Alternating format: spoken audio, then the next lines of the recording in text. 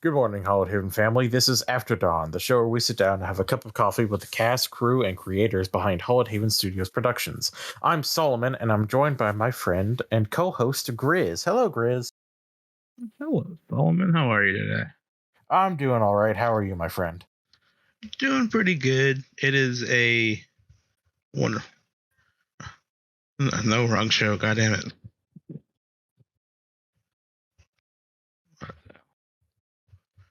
That's what happened. I pulled up the wrong show for notes. Anyway, no, hello everyone. Sometimes We're here. Oh no, it's just not time for that at all. We are here to talk about the episode 8 of Hunter the Reckoning, Wayfarer, our current flagship show, episode 8, Some of Adam's Blues, and today we have joining us Termite. Hello. And joining us, Bookkeeper. Hello, Bookkeeper. Glad to have you on the show. How are you? Another beautiful day. Yeah. A lot of action in this episode, a lot of surprises. And we started kind of goofy, most of it is me. So let's just get it straight into some questions, Saul. Alrighty. So, first thing I would just like to go ahead and ask is, since we have Bookkeeper here, I would like to know a little bit more about what, how it felt to be approached to come in and play this character that was fairly integral to the backstory of one of the members of the Cell, Father Thomas. So, Bloody Porcelain approached me probably because I mentioned I'd been to seminary at some point and said, hey, would you be interested in playing this religious figure who's a fairly highly ranked in the Second Inquisition? Oh, by the way, they're also the uncle of one of the player characters. I was like, there's a lot to unpack there. Of course, I also said yes, because I'm an attention whore like that. We stand attention, Horace. Continue. Oh yeah, that's perfectly fine around here. So I was provided with a classified briefing on the nature of the relationship and the stuff going on with Rosanna's sister, and then when talking to BP about it, I was like, well, what if he just... It's clear the SI is interested in these people. They've been working through Isabel for a little bit, so why don't I just try and recruit them? And both Bloody Porcelain and I felt that this endeavor would prove entertaining, but ultimately futile, and then we were both very wrong. Sometimes you'll have that. The show's not over yet. It's true, still got a couple episodes left. Yeah, but no amount of planning ever survives first contact with the players. That's always the truth. It's very true.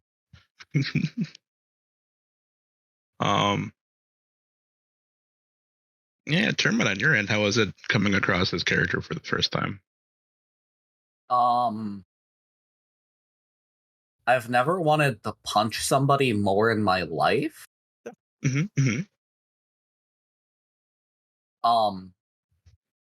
For, a multitude of reasons. Among them being, like, in character, Piper already has a dislike of the Second Inquisition, so somebody just calling her is not going to sit great with her. I'm curious to see how these next couple episodes play out, because I'm aware of some things that may or may not end up happening that will cause problems. What? Something causing problems with the Cell? Never. Never. We would never make that choice. Sorry, I don't want to bring out the binder of poor choices made by the Cell, but large thunk on table. Let's just talk about it real quick. Yeah, I think that would break the fucking table. I'm surprised it's just one binder. No. It's one of those like cartoonish binders that just keeps going upwards. You know what I mean? Like, it's a very big binder. It's like the Bruce Almighty file cabinet that never ends. Exactly. Yeah. We had to break out the binder of holding.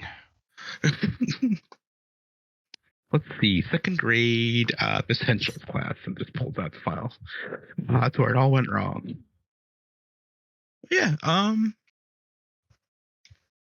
Book, how does it feel? I mean, you described what it was like making the character, but how does it feel? Like I like to ask SBCs this. How does it feel to play like an SBC in general for the first time for HHS? Well, is it your first time? I think it no, is. This is my second go. I played Lou for Apotheosis. That's right, you did. But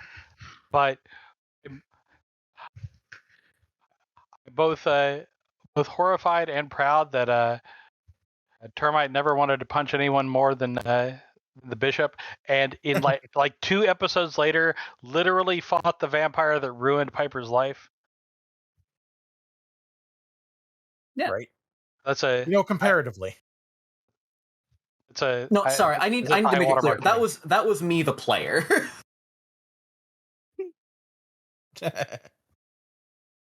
But it's fun.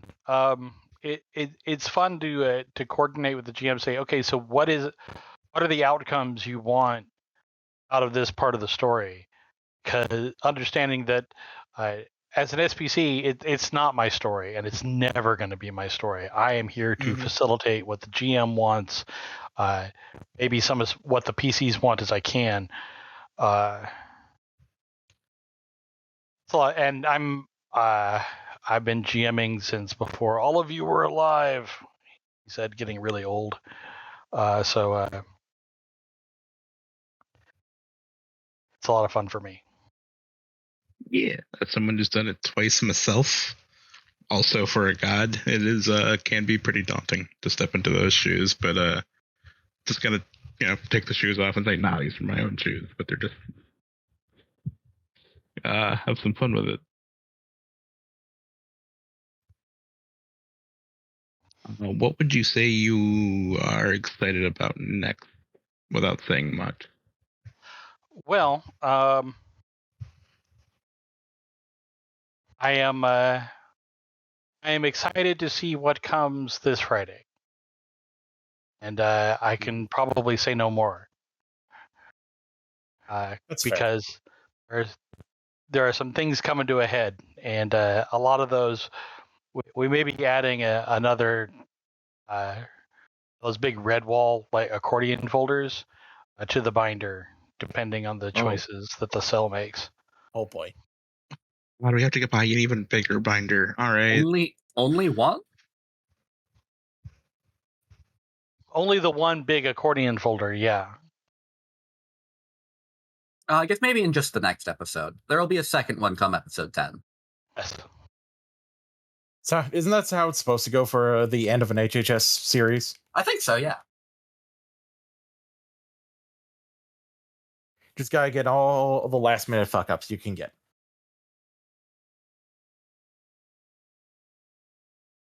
Yeah, I guess I don't know. We have 2 people here who don't want to tell us a lot, so it's kind of difficult. Plan strategies that you can talk about. So I mean, like the bishop has promised Rosanna a moment of at least interaction with her sister, and I am convinced. I am convinced. One, the bishop will probably not be in the room when that happens, and 2, it's gonna be a mess. Yeah, that tracks. We're just gonna do something incredibly illegal in episode 10. So Piper's gonna be involved. Got it. As opposed to your stellar record of legality up to now. I mean, I always like asking, like the more criminal side of a group. How many countries are you wanted in? Do you think? I think it's mostly just the U.S. Okay, how many states?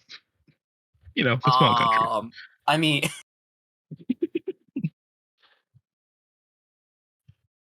at least half of them.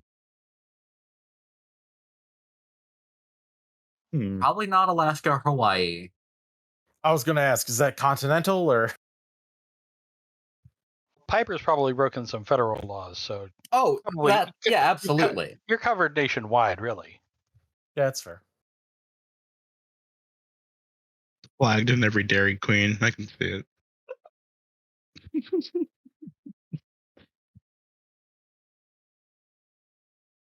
That's the one who always just like steals the mix for the Frosty. They're the reason that every McDonald's flurry machine is broken. Breaks in and breaks them. Please can that be canon? Oh my god.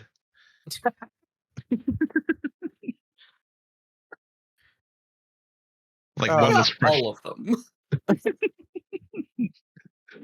Like that one in a really small town where it doesn't have much else in the McDonald's. You're just like, nah, I'll leave you alone. Yeah, exactly. That one's There's fine. like 2 or 3 that still work. Oh, so here's a question for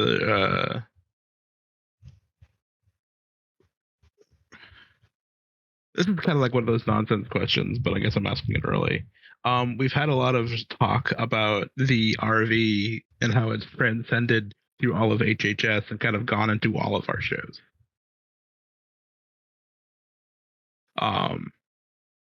What show would you like to see it in next? There you go. Isn't that a good icebreaker? That's sort of kind of weird. My first response is a question, or my first response is an answer that would make no sense for the setting, but I think would be really funny. Best kind of answer. Hey Solomon, can we get the RV in The Witcher? I mean, Just like randomly for like 10 seconds and then it's gone forever. I mean, hey, The Witcher actually does have like multiverse shit in it. Like in Witcher 3, Siri talked about going to Cyberpunk 2077 for a hot minute. if D&D can have Expedition to the Barrier Peaks, and the Witcher crew can find a temporally displaced RV somewhere, I feel. The next conjunction of the sphere is the only thing that comes through is an RV. Just a single RV. It's all busted to shit. We must find this realm of what's again Winnebago. The only thing that's still intact is the coffee machine. Oh, you know the toilet's still intact. There's no way that thing's broken. Well, that's fair. Yeah, those things are invincible. Thank you for humoring me on that. Termite. Yeah. You have a lot of plans, goals. You have a lot of ideas of what's going to happen next. What is the ending you hope for most for Piper? Realistically, she's not gonna get a proper ending. I think what's gonna happen is, and what's already kind of happening, is her outlook on hunting as a whole is going to change pretty significantly. But she's not gonna stop. So really, all in all, she's kind of got the ending that I was hoping for her. She's just gotta make sure to finish up some loose ends. Unrealistically, though, because hope isn't often realistic. I mean, I would like to see her have the chance to actually, go back to being a normal person and living a regular ass life. But that wouldn't be I feel like that wouldn't be a fitting resolution for the character. Okay.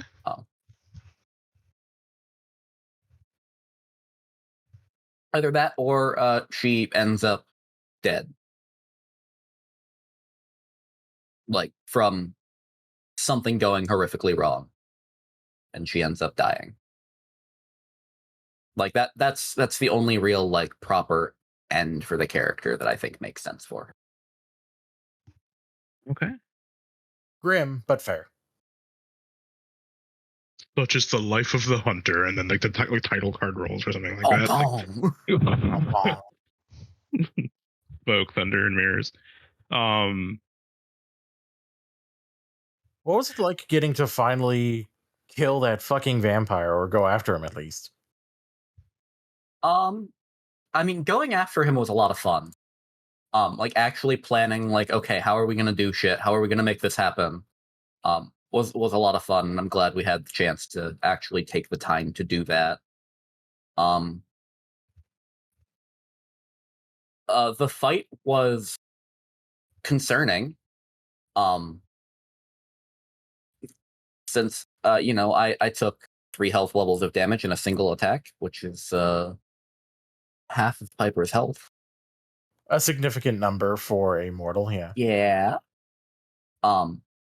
So despite the fact that it was like overwhelmingly in our favor in terms of how the dice rolls and stuff went, there was a very real chance that it just went sideways at any moment. And I think that's important for, making it seem like there are actually stakes in the thing. I had a lot of fun though, overall. Seems to be the case with the hunter cell in my quote own experience. Oh god, everything can go wrong at any moment, and the dice just go absolutely crazy for y'all. It's like God astounding just to watch. disagreed. Yeah, like we're all gonna die, not today. So now we're good. Yeah. Took care of the freaking fang, and that's the best part. That's the important part. That's the important part. The keeper of books. I have a question for you. Yes. We haven't had an SPC in a while, so I like to ask this every SPC. So far in this grand chronicle that is Wayfarer, who is your favorite character of the cast? The main cast.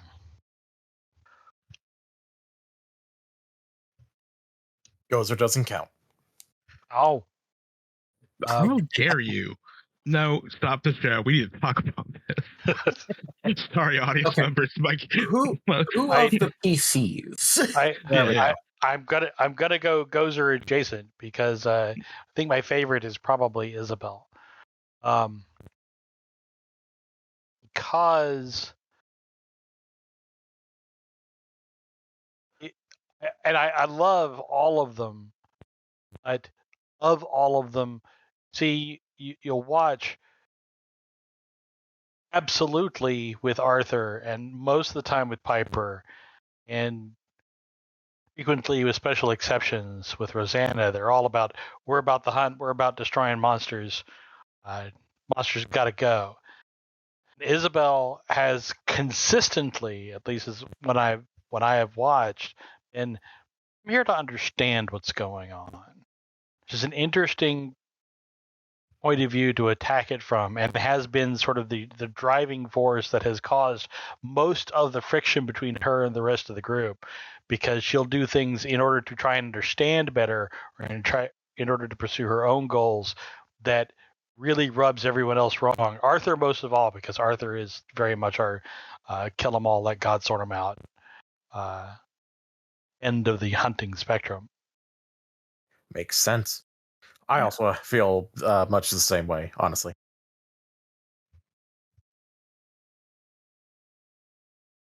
Nah, I wish I wasn't so much like Arthur, but I kind of am if I was going to be a hunter. Yeah, it's kind of depressing. Yeah, but it's also like, why'd you eat them? I couldn't help it. Rough. Do you want to stop eating people? Yeah, perfect. And you're like, all right, I can help you do that. No, but Isabel is a very interesting take on what how you go about handling what a monster is and what you see in them.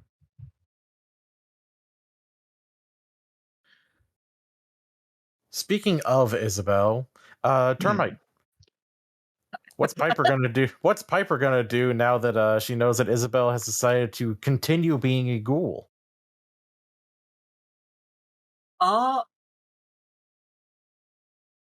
It's gonna be a very tense conversation, at least at first.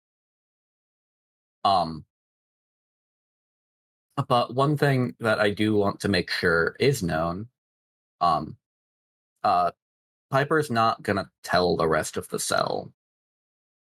Like this is something that, given everything that has happened, and ultimately how much what just happened kind of shattered the way Piper thinks about hunting as a whole.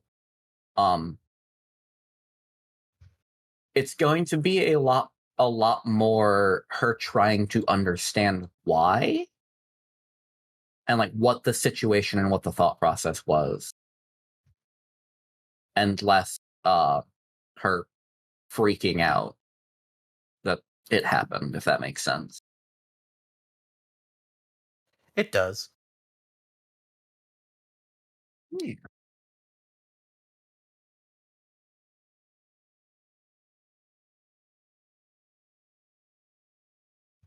Reasonable. Like all of these characters matured so much, like no one's really gonna have like a wild out freaking response to anything really, but like we still Except also Arthur. like, oh well, yeah, even he's kind of getting like, I could kill you right now, but you won't. I might in a few. Explain yourself. Like, I'm thinking about I might later. like Well, let's see how well that all holds up on Friday. I think. Oh boy. You know what? Let's flip it over to you, MacBook. All right, yeah, let's look at this out. Who do you like the least? I mean, that's No, okay, you Mean question. okay, you can still like someone else better. It's not like it's like asking who your favorite child is.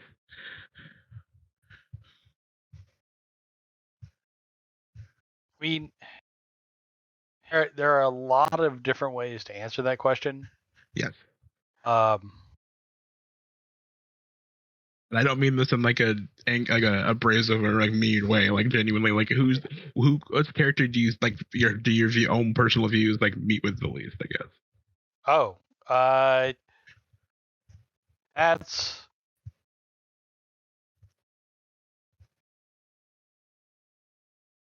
on a personal level. On a personal level, I would probably find Rosanna the most aggravating to deal with on like a regular basis.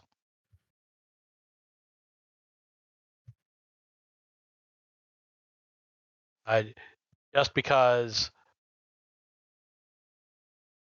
they're I quite frankly, for a lot of the same reasons, Quiet eventually got fed up with her.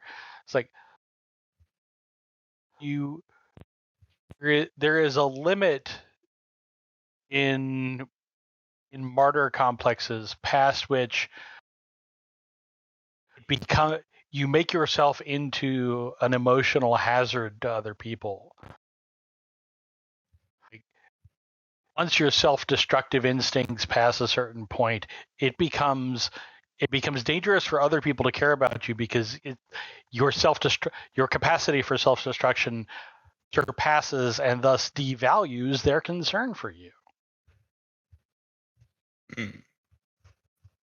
And that's a horrible place to be. It's very narratively interesting and produces a lot of drama.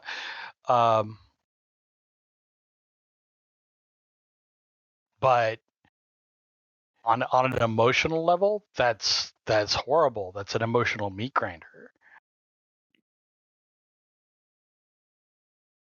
Yeah, I asked you that question to set you up for a different question, which I also asked all the SPCs, which is equally unfair. Are you ready for it? Fire away, Grizzly. Fuck, marry, kill. The ever important question. Yeah. I gotta ask you the slightly mean one. She's like, man, that's rough. Like now that you're really thinking about these characters, fuck, marry, kill. There you go. I guess we're to remain consistent. We're gonna kill Rosanna. I feel like we're gonna end up fucking Isabel because any longer term relationship would have to deal with Patty and Tav, and I'm just not ready for that. And then we marry Piper because she's the only woman with like career skills. You'd have to be okay with being the beard. I'm comfortable with that. That's fair. I feel like I have that nailed. I'm not sure. All right, thank you for answering both those questions. I know one's like, man, that's rough, but it's like at the same time, you've been listening to these characters for a long while. You have thoughts and opinions on them eventually. And of course, we all love Ghoster, so it's fine. There is a challenge because I've been in other games where I've seen people have pets, and I also for a superhero game I played a super genius Shiba Inu, and there is a certain level of plot armor that ends up going onto these animals because most of the GMs I play with are people who are like, oh, I'd never hurt the dog. Yeah. I feel it's it, and as a mean GM, sometimes I want to go, I'm gonna hurt the dog. Don't kill that dog. Fuck him up. Hold on, I need to go find the clip. Oh god. Kill that dog. Well, it's kind of like what we did in the Good Society, where it's like I made everyone like just love the aunt, and then the slightest inclination, like he's gonna kill the aunt. I'm like, no, I'm not gonna do that. I mean, it'd be great narrative-wise, like that'd be just fucking gorgeous, but I'm not gonna do it right now. Little credit. Find her dead in the chapel. Clutching the cameo.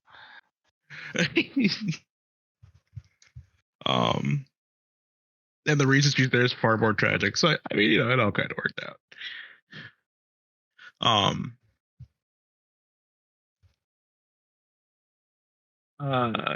Yeah, but so if it's cool with you, I think we move it on to the next phase of questions here, though. I do believe it is time for us to go ahead and bring in the tea, so that way we can spill it. All right, fresh cups. You notice they're extra big, so you can pour extra tea all over the people you want to ask questions to. In this little part, you can ask questions of anyone currently here. You can ask each other questions, the players. You can ask the host questions, and the host can ask each other questions, which would be really awkward, but it can happen. Actually, you know what? I'm going to break the mold. Saul, you ready for this? I have a question for you. Oh boy, here we go. Let's hear it. How you doing today? I'm doing all right. How are you? I'm doing pretty good. All right. You two ask each other questions now. Yeah, we're done. All right. I do have a question for Termite, because as many concerns as Termite as you had personally, and as many reservations as Piper had, what was it that incited Piper to sort of pour her heart out to the bishop in the phone call? Ultimately, it's the fact that she was just emotionally exhausted. At that point, from a mechanical standpoint, she had been at like 1 willpower for about a week. And she had just been kind of doing everything she can to hold on. And you can only do that for so long before it just stops working.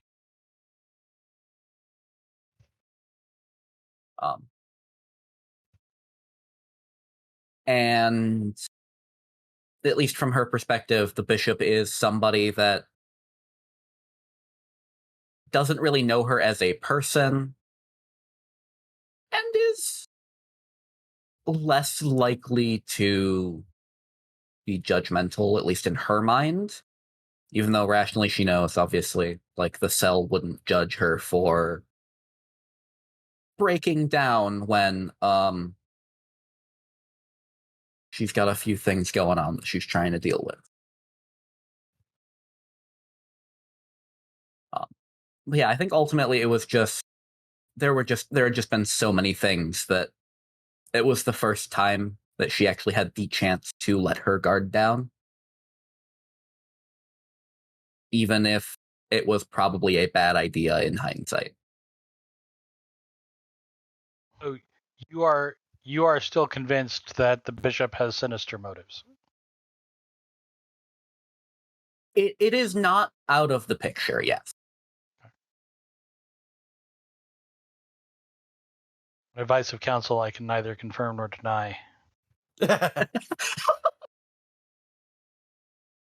Or so I'm not supposed to talk to you.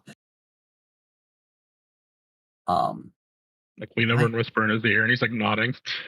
Do I have any questions?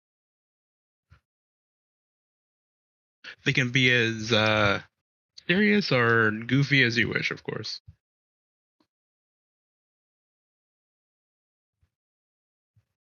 I did already ask fuck, marry, kill, but I suppose that's the point.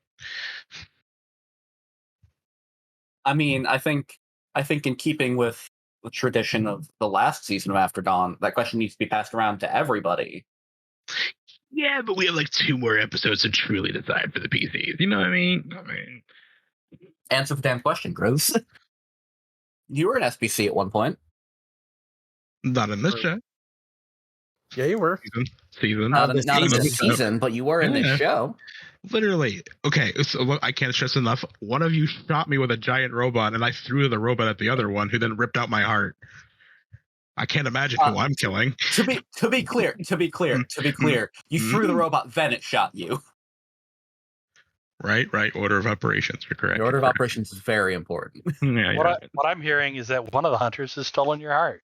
All I'm hearing. Also, to be fair, you shot Piper first. Point. Motherfucker had a cover. I'm not saying you're wrong. I'm saying what's the point. Solo country. Shit. Oh, it's episode 8, but fine. Fuck, marry, kill. Also, Solomon, get to thinking. This question's gonna be turned to you next. Oh, I figured. You were an SBC this season. Yeah.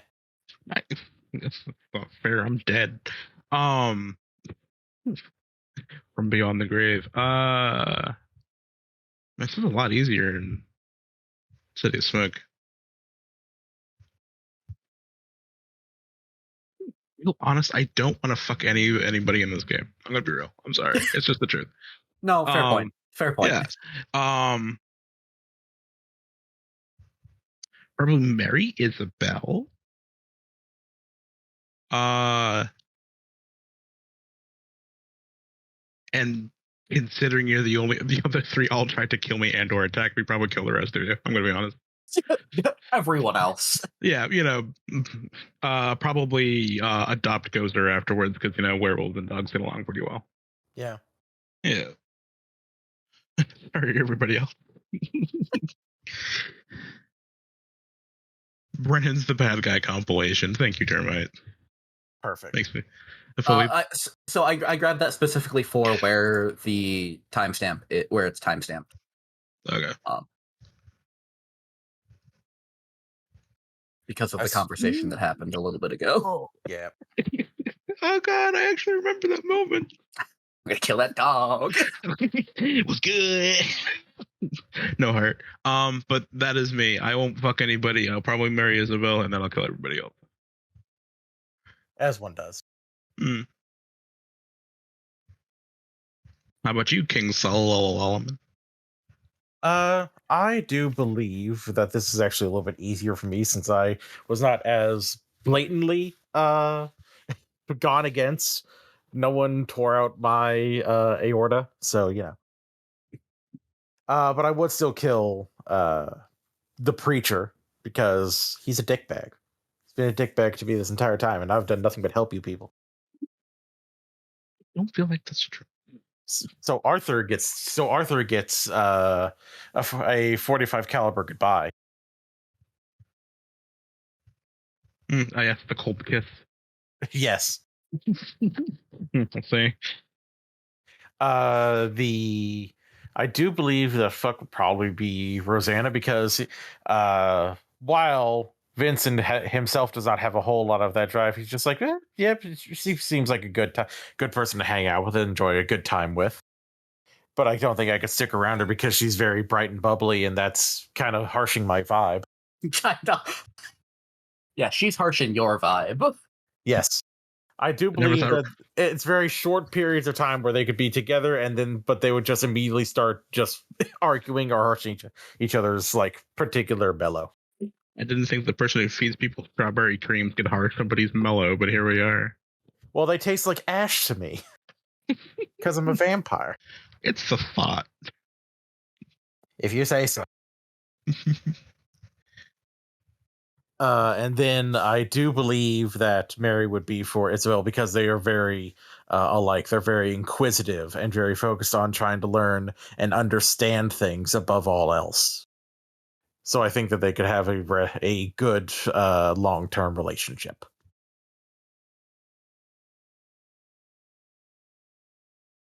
And then Piper just like gets waved to as everyone passes them by.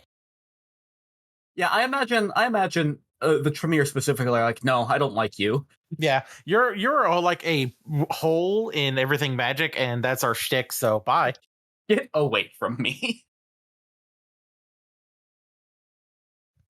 We might put you in like a warehouse, and then like trick Ophelia to going there. Just being like, Piper, hello, what are you doing here? They see it. They said free buffalo wings, and so I was like, I'm there. No self-awareness. Yeah. Any other questions, y'all? What you thinking? Of course, you can also ask us to ask questions to future people we'll be talking to. We've already collected a number of people asking us, wanting us to ask BP what the fuck, as per usual. Well, yeah. Yeah, but that question jar, I keep telling you, every season that we do a show of this, we need a bigger fucking jar. Yeah, no kidding. So what the fuck jar's not nearly big enough. Gonna need a bigger swear jar. Oh God, do you think we have a jar for that? We just toss it in the dumpster at this point. Fucking bull. Gonna wheel it over to the bank. A jar for every sentence that doesn't include a swear word. Right? Oh God. It'd fill up way more slowly. It's true. Every Christmas we go to Subway with it. Dude. Plan. Yeah, But yeah, no.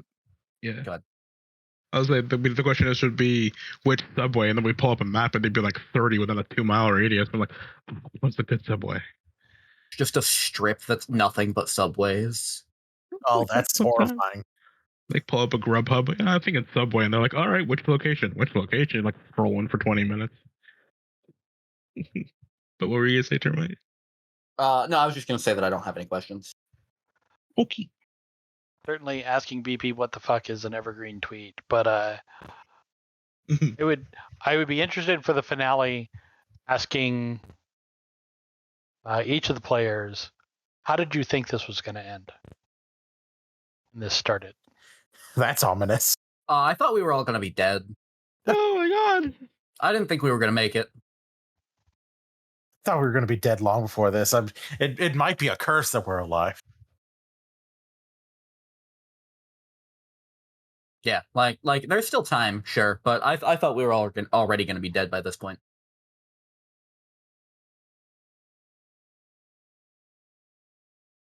I mean, that's fair. The dice were really, really being nice to you. I'm not sure if it's nice or not, because then they have to continue living with the consequences of their actions.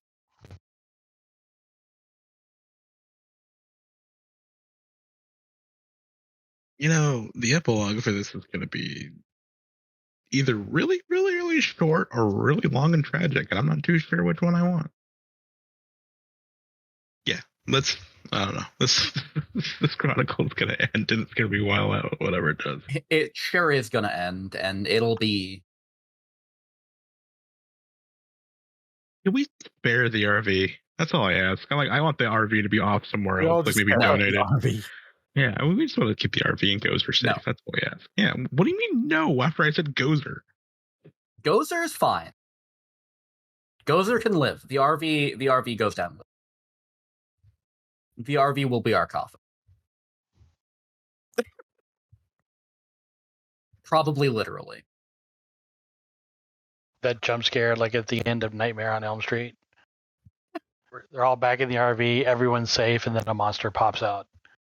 As the RV goes swerving and careening down the highway, that's when they fade to black. Yep. Yeah, that sounds about right, actually. Or some kind of Inception shit. When the RV slows to a stop, then the dream ends, and it just keeps going down the highway, and everyone's dead inside. The tale continues. This is a happy time here on After Dawn today. Listen, it always dark. is. It's really dark. All right. Somehow, City of Smoke was superior. Give it a lot of this. Well, because City of Smoke was mostly build up. Yeah, it's true. and during the while going to a lot of Sabbat services, it sort of turned into City of Denial. I almost thought you were going to say City of Mommy. Well, Mommy facilitated that denial. That's fair. You can avoid tragedy for a long time as long as you just pretend everything's fine. Everything, it's just fine. Everything's all right.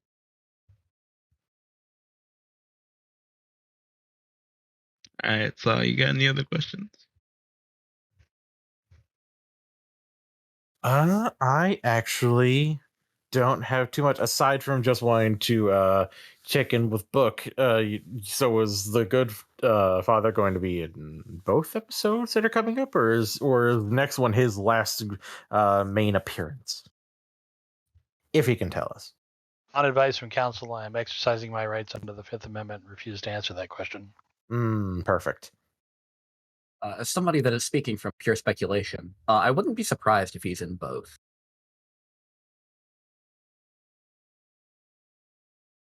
Fair enough. I kind of feel like he gets slapped with a lawsuit if he's speaking from speculation after what he just said, though. Huh? No, I'm not. I'm not on trial. It's fine.